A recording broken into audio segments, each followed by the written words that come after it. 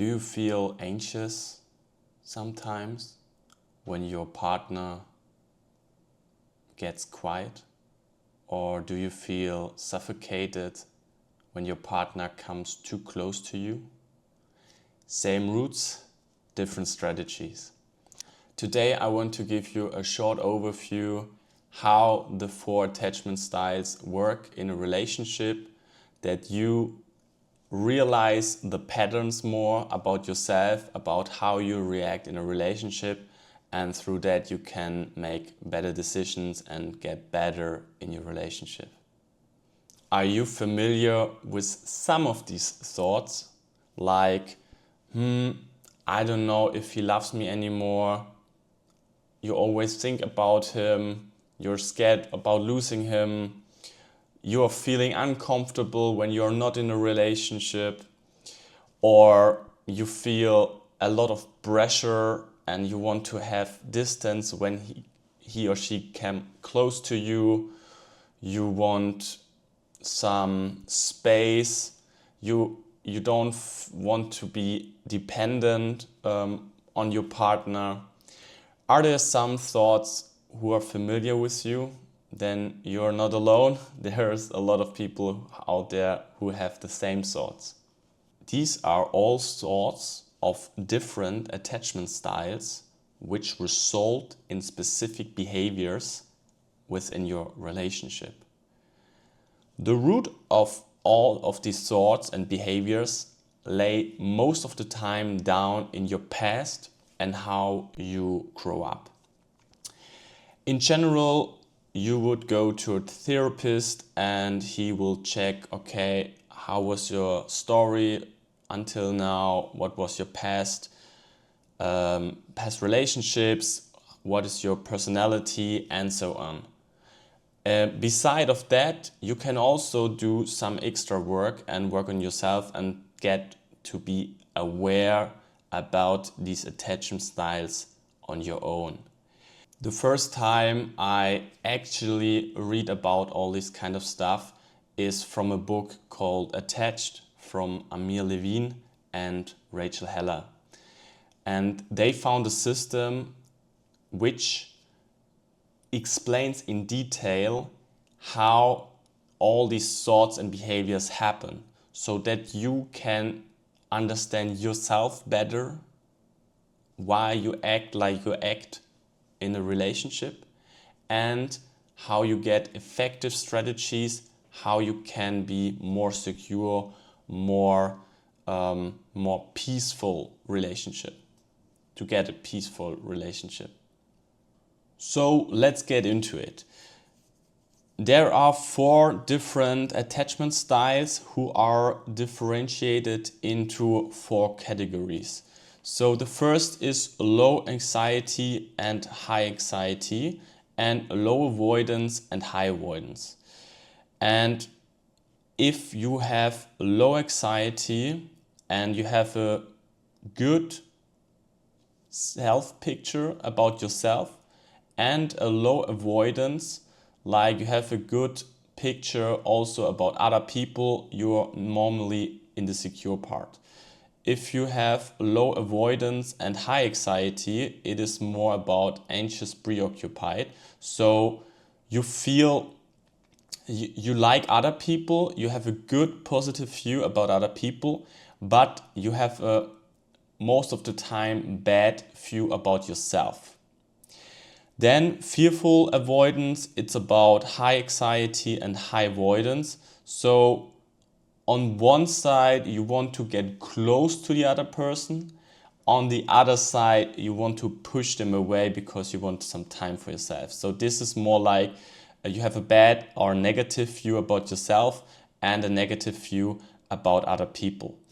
And dismissive avoidant is about low anxiety and high avoidance. So this is all about you are independent, you have also a good view about yourself, but on the other side you have a negative view about other people. So in general, it's not always 100% you are this or you're this or you're this. It's more like a spectrum, and to get a feeling where you can work on, where you're good, where you're not good. So it is labeling at the end of the at the end of the day, but don't get offended by this kind of labeling and use it more like, okay, it's a spectrum, it's more like some advice in this or this direction. In general, around about 50% of the people are secure, 25% are dismissive and avoidant, 20% are anxious preoccupied, and 5% are fearful avoidant. My goal today is to give you a good overview about these 4 attachments, and in the next video we get much more deeper into the different attachment styles. So the first is anxious preoccupied. As I told before, it's about low avoidance and high anxiety. So they have a very positive view about other people, but a bad view about themselves. So they feel not good enough, not worth enough, something like that, and that is connected most of the time with the past. Like they were in a situation where they needed to scan the situation, where they need to take care about mother or father, put their needs down and the needs of the parents high, for example, are some typical situation how that attachment got created. And that leads through all their relationships, all the situations, like they always put themselves down and the other one high.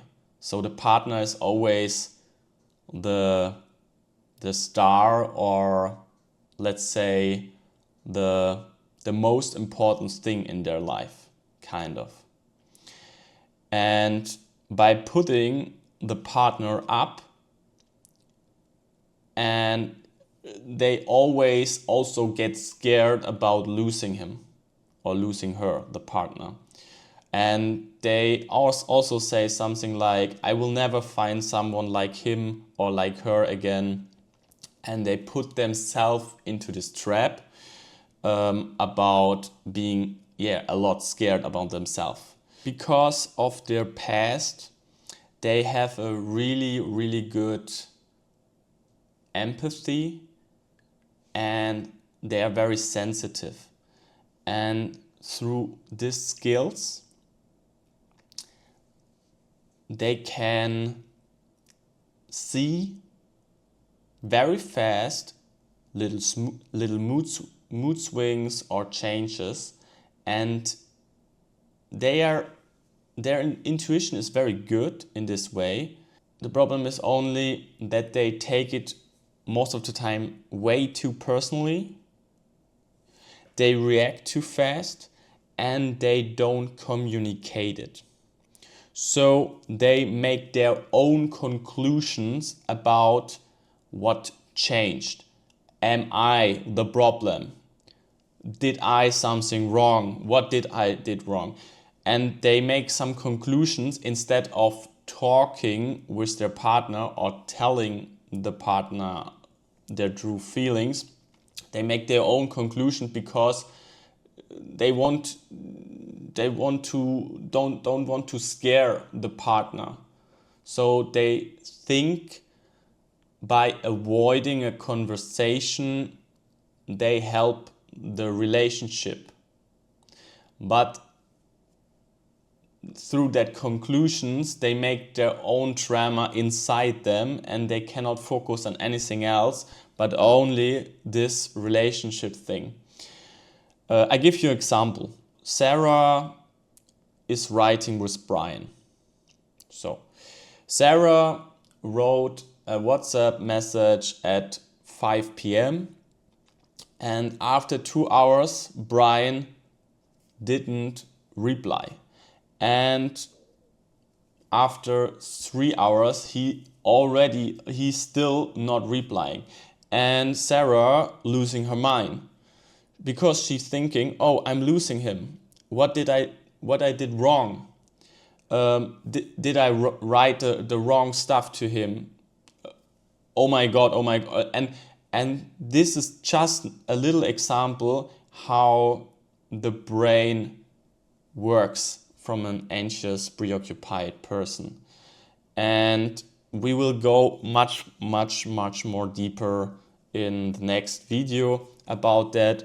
But yeah, the bottom line is you need to give this person safetyness. Reassure me and be consistent is the bottom line. When they feel safe, their brain is not activating anymore, like, oh my God, what happened? They can relax, can enjoy closeness and laugh. This is the first one. The second one is fearful avoidant. And fearful avoidant is all about high anxiety and high avoidance. So they have a bad or negative view about themselves, that they are not good enough, not worth enough. And on the other side, they have also a negative view about the world, about other people. So the other people are also bad and they don't want the best for me. So this is a very tricky attachment style, because on one side they want true love, they want to be close, they want to feel in love with the person, and on the other side they want their space, their freedom.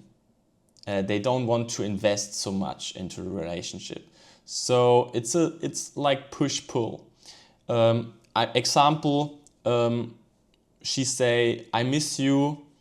Then Brian come close to her, and then she's like, and then she push him away because she's panicking. Oh, he's too near to me, too much. I have no space. I cannot breathe anymore, and then push him away. So this is kind of the attachment style, and yeah, the bottom line is be steady. And I practice staying present. So that means slow and steady, and try to communicate as clear as possible with this kind of person, so they don't feel overwhelmed by situations, and also that they don't feel too much depending on this relationship. And then step by step, of course, that the fearful avoidant person tries to get more or low anxiety, more lower avoidance. So step by step going this way. The third one is a dismissive avoidant. So that means low anxiety and high avoidance. So they have in general a positive view about themselves, like they feel independent, they feel strong, they feel worth, they know their needs, they know what they want, something like that. And on the other side, they have a very negative or a negative view about other people, that the other people want something bad for them, for example. They want their money, they want their attention, their energy, they want to steal their freedom, something like that. And because of that, they always want to have some distance between them and other. Especially if an anxious, preoccupied and a dismissive avoidant are in a relationship together, this always brings some trouble, because this one want closeness and this one want distance. So there's also some stuff I will talk in the next videos about this kind of relationship. But in general, you should avoid this kind of relationship. When you're anxious, preoccupied, you should look for a secure person, and if you're dismissive avoidant and you need your space or want to get a little bit more or you want to get trained a little bit more to get more and more close, you should also focus more on a secure person in this scenario.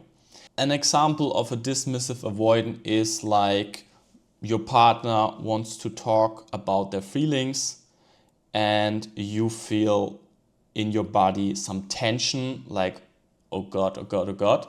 And your mind is, I need space, I need distance. I don't want to talk about my feelings. So this is a classic example of this kind of person. And yeah, the bottom line is respect my autonomy and don't crowd me. So this is kind of the bottom line of this kind of person. So the last attachment style is the secure one. The secure one has a low anxiety and a low avoidance.